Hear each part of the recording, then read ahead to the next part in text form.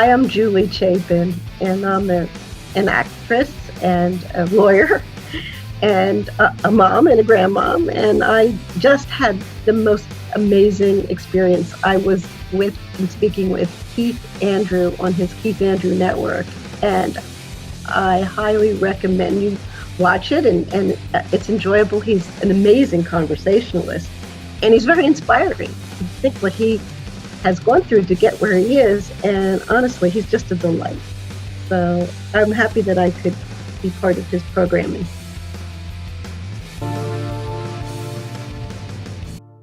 Ladies and gentlemen, I am your host, Keith Andrew, and you're watching the Keith Andrew Network. Here is Julie Chapin. And I just want to say thank you for being a guest on my talk show. Well, thank you, Keith. I'm so happy to be here. No, the honor's all mine. For people who want to know what my talk show is about, the whole point of my talk show is to show people that even with having a learning disability, I can still amount to something. And at the same time, I'm able to turn myself into an example for people out there dealing with any types of learning disabilities and disabilities to never give up and prove people wrong. Prove to them that labels do not dictate who you are and who you want to be. Is to prove to them against them out to something. So hashtag break the labels. And don't worry, I'm still working on my hairstyle. I can't wait for this stupid Corona thing to be over so I can actually get a normal haircut instead of one of those do-it-yourselfers. Right. Yeah. I recently actually had my first haircut. 8 months ago was the last one, and then I had one, but I did it out on my it's on my deck outside because I was lucky that the stylist would come to the house. I don't know what everyone else is doing, but I guess that's the new normal. Well, hopefully once there's a vaccine, things will go back to normal. Maybe not the way it was over a year ago, but it'll go back to a little more like that. Yeah. I'm not. You're in New York. Is that where you are right now? Mm-hmm. Well, not in New York City. I'm more like in the Catskills. Oh, that's nice. So you have some, okay, you get some nature there. Yeah. And like I said, it's a normal conversation. We can talk about anything. The politics, if you want to talk politics, whatever, that's up to you. Okay. Whatever, you can ask me anything. This is your time, so whatever you want to talk about. The one thing about my show, it is uncensored. Freedom of speech, self-expression, and it's just expressing yourself and having a good time. Okay, well that sounds great. Right now it's very hard because we have 3 weeks, and I don't know if I have enough Xanax to. I'm only kidding, but I don't know if I can keep calm for the 3 weeks because I feel this is a very, very important election. I have never felt as strongly as I do now. But what I did, just to give you a little background, Keith, is I created my first public service announcement to get out the vote. And for me, it was, I hope I influenced a number of people with it. But it was also a learning experience for me because I've been an actress now for a little over 10 years.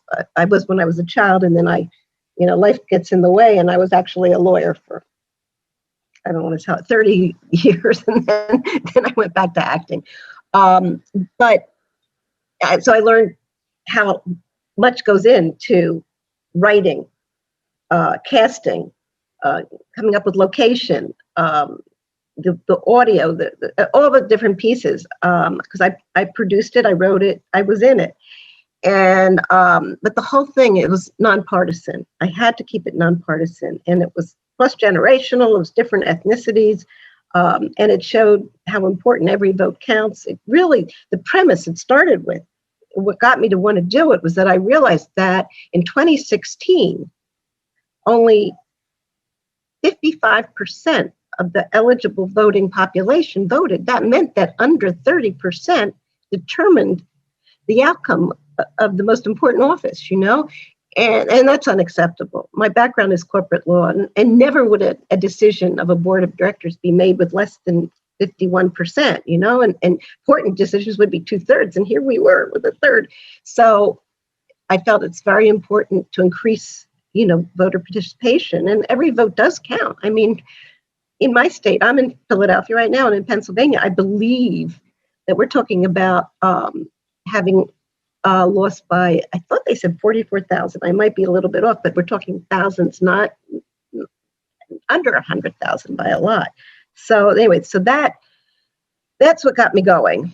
And now, now that that's out there, and we did a Spanish version too, so that the Latino community could understand it.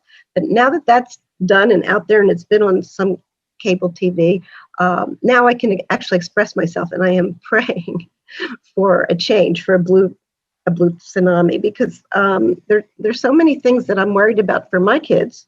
And I have a granddaughter, but the climate change with this virus, and science is so important. And this. But I want to ask you, okay, because I want to ask you if you will say, are you leaning a certain way? How do you feel about this election? Well, like I said, you can ask me anything you want. The one thing I like is I don't BS with people. So if you tell me something, I'm going to be straight up front with you. I don't like putting up a face. I don't like lying to people. I don't like pussyfooting around. So if you ask me a question, I'm going to be honest. And, going back to what you said in 2016, it was a shitty campaign because you had 3,000 people you could have picked if you get these two in Nimrods. And maybe we were probably better off as Hillary Clinton, even though she ran a horrible campaign, number one. She did. And number two, it should have been Bernie Sanders. They screwed him over 2 times, and that's ridiculous. For me to answer the question, I'm going with Joe Biden. And I'm not saying that because I'm a Democrat. Even though, I am a Democrat, I'm not voting for him because he's a Democrat. For the show, I stand with people who have disabilities, and he had a rough life. Everyone has a rough life, and I feel that in a way he stands up for people and with disabilities. And if he can become president with a word on disability.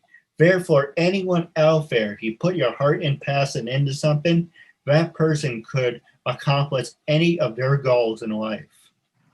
You're so right. I mean, I think in the his first, I guess was it during the convention, but where he had the young man who he was, I don't know how old, maybe 11 or 12, and he stuttered. And he had worked with him because, Biden had a stutter, which makes it even that much more amazing that he can give these speeches and is able to talk to so many people. But what he's got, I think, that is totally lacking from Donald Trump is the ability to connect with people, have compassion. Yeah. And I think he has integrity. I mean, no politician is perfect, but he is to me is as honest as you're going to get. And but I know I was so touched when I saw that young man that he had coached talk.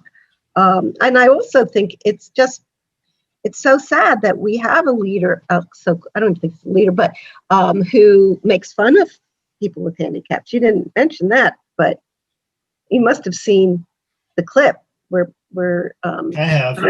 Yeah, he imitates someone who can't help it. I mean, whatever it was. I mean, it's just so.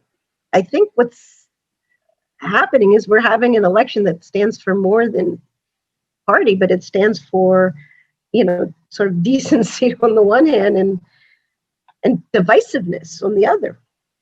Divisiveness, So yeah. So yeah. It's right. And the thing is, it doesn't matter if Trump wins. Black Lives Matter. They're going to protest. If Joe Biden wins, then he had the other crazies. Saying it's rigged and he's not going to leave the White House. Either way, it's not going to be good. 2, the shit's going to hit the fan. 3, there's going to be blood in the street. And you look back and you think about, how did we even get into a situation like this.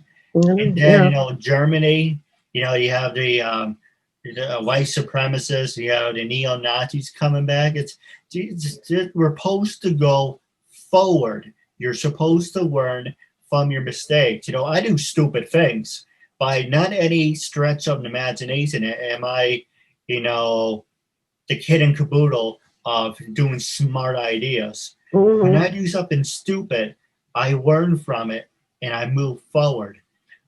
I was talking to my brother about, we're kind of like going into a depression. You have places closing, unemployment, it's going, you gotta go through the roof. You have like the virus. There's hundreds of things that wouldn't surprise me if we went into a civil war. Yeah, well, there's certain signs.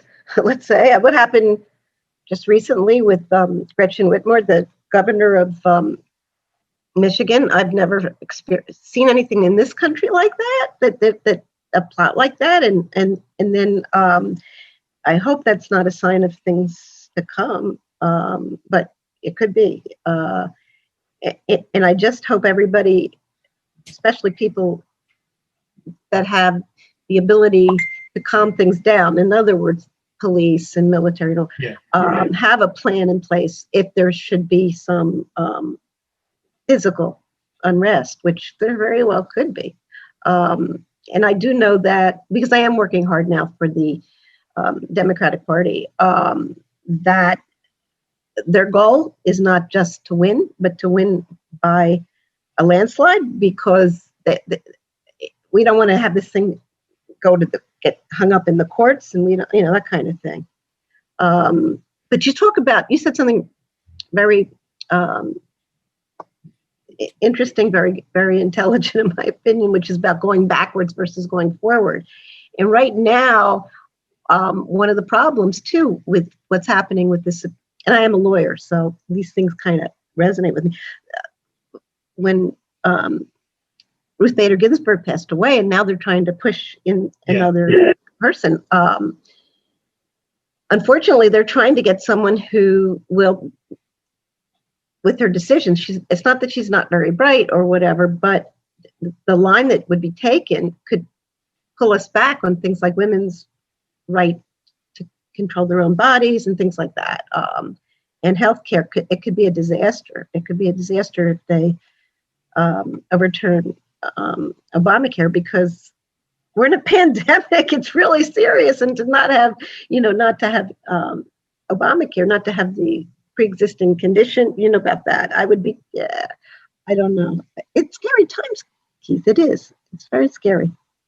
No, go ahead. No, that's why I say, if I could, I may have said this before the show started, but if I could just get through the 3 weeks, it's going to be more than 3 weeks, though. That's what they're saying. It's going to be possibly, I don't know, another week to a month after Election Day before we really know where this thing is going to settle in.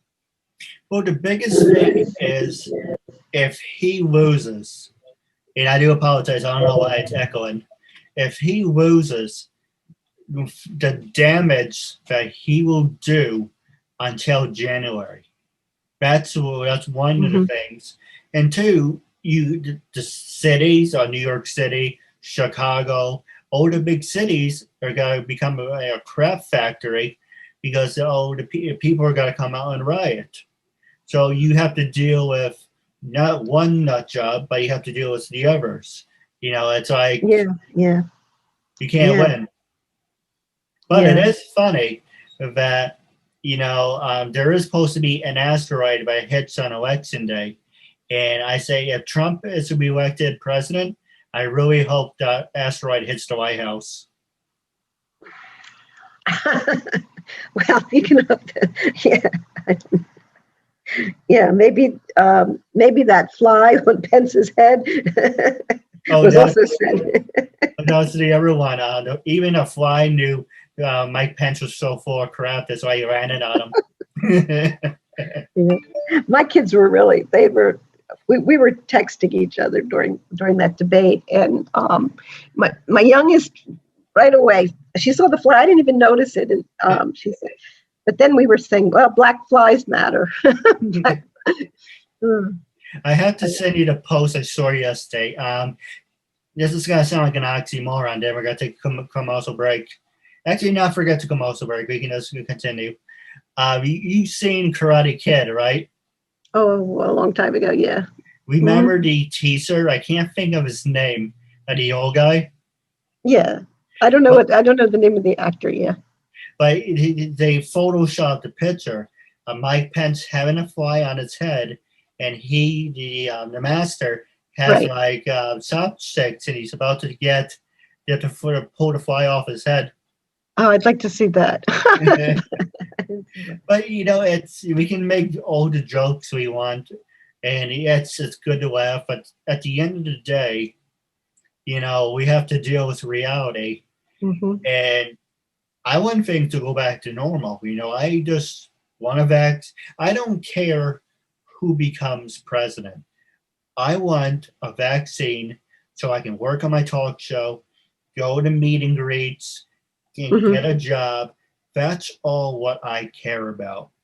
All the BS out there, that doesn't make a difference to me.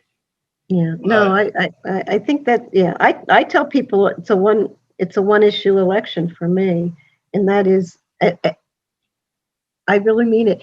I feel like Biden is there to save me, and that Trump's trying to kill me. And the reason I say that is that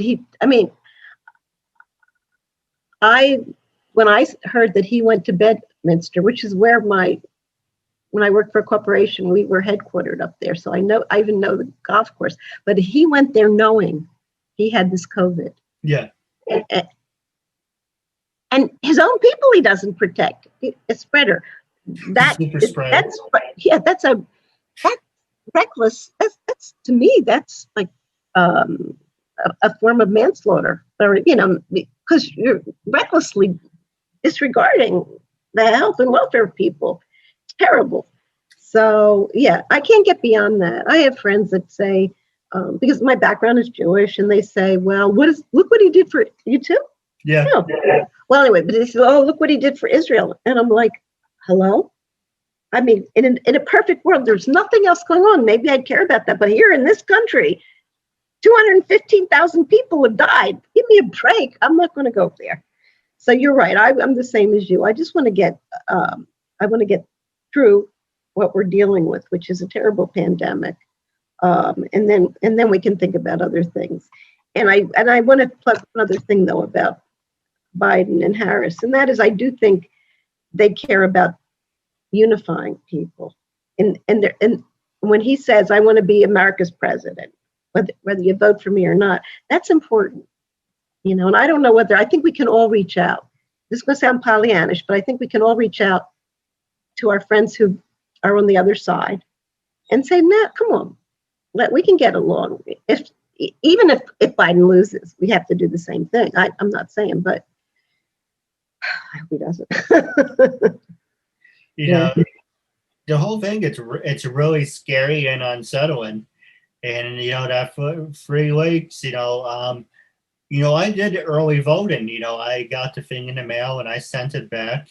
I'm trying to cut my connection and less of human contact off until this is over.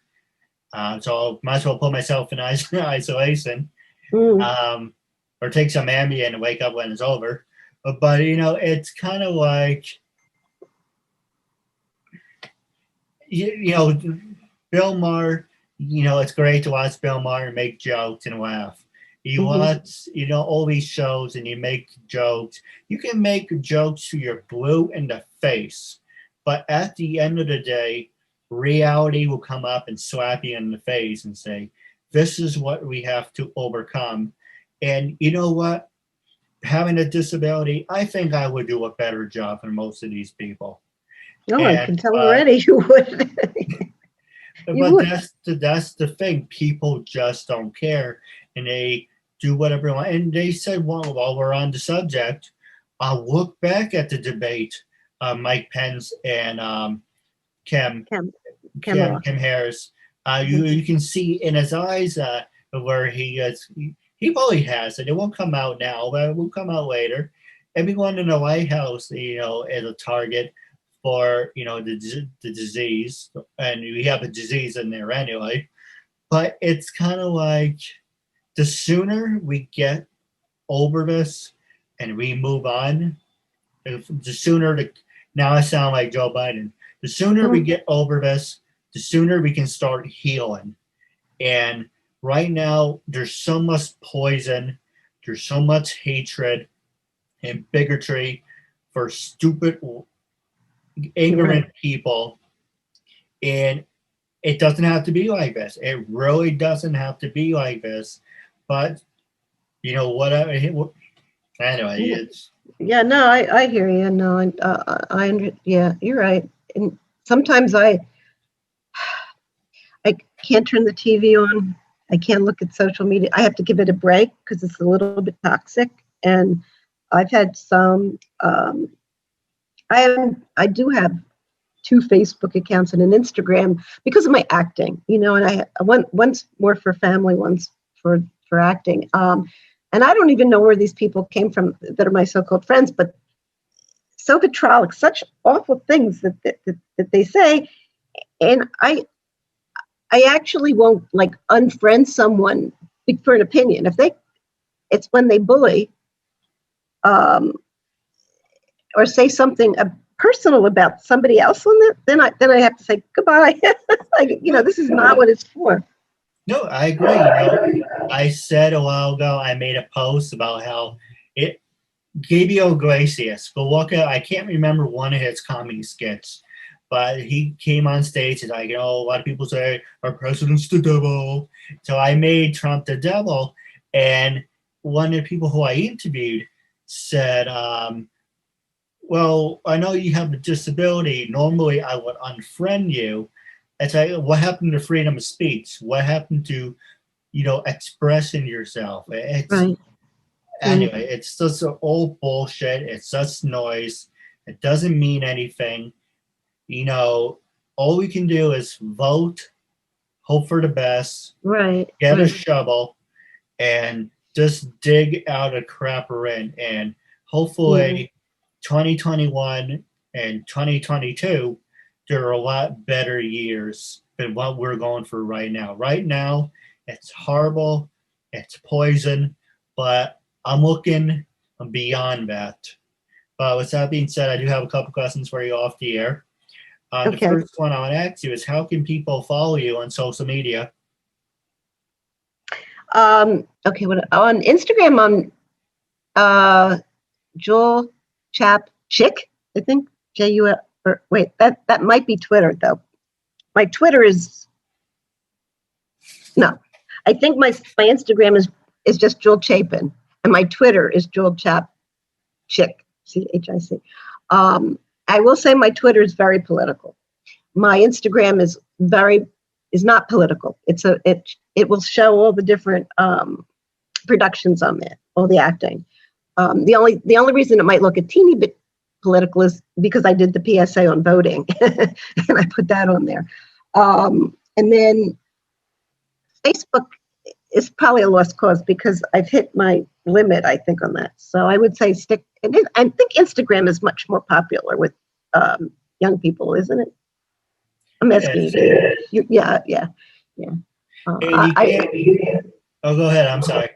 No, I got on Instagram after Facebook. I would say maybe 8 years ago. I was doing it was the best commercial, or it was a print commercial ad for a pharma company that I got. It was amazing because it paid a lot of money. But it was but the photographer Ted Tater, I think is his name, from San Diego, is very well known. He's done a lot of photographs of NBA players and this, that, the other, and he's 7 feet tall. I'm only, at this point, I've shrunk. I'm 5 feet.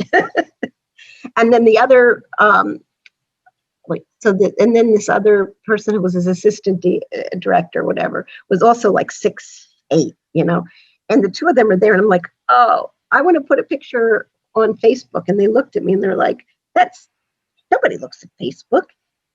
I said, you want to be on Instagram? So they actually, they did the selfie because they're much bigger, and it's like me, and then these two big heads up there, you know, and then they made me an Instagram account, and then it's been great ever since. And so yeah, that's just Jul Chapin, Chapin. No, absolutely. And we can always talk about social media when we go live on our Q&A. Okay. But my last question for you is, when I first approached you to be a guest on my talk show, what was your first honest opinion? What made you say yes? And after doing the interview, how do you feel now? And what do you recommend it to other people? Well, I guess, quite frankly, when you first approached me, I mean, I didn't know you from a hole in the wall, and I get a lot of kind of stalker types and crazies. So I was like, well, you know, I think I probably put you off, because I think it might have been a couple of years ago, actually. And but then recently, I took the time to look at what you were doing, and I was very impressed. You know, but I'm even more impressed now that we've talked, because honestly, I would. You have to tell me that honestly, swear in the Bible that you have this disability, because I don't see it, I don't hear it, I don't feel it. You know, but I believe you, because you went. I've seen things where you said what you went through as a kid, and it didn't happen overnight. But like you said yourself, you probably do a better job than some of the people in government. Maybe that's a little borrowed, but you do. Yeah, you're fine. Yeah. Yeah, I'm glad. I'm glad now you're my friend, and we had a. I discussed this with you the way I would my kids, and believe me, I know, because I paid for it. They're very well educated. Now, wrapping up your talk, so I do have a couple questions for you off the air. But Okay. It was a real honor and privilege having you as a guest, and I'm looking forward to part 2 down the road.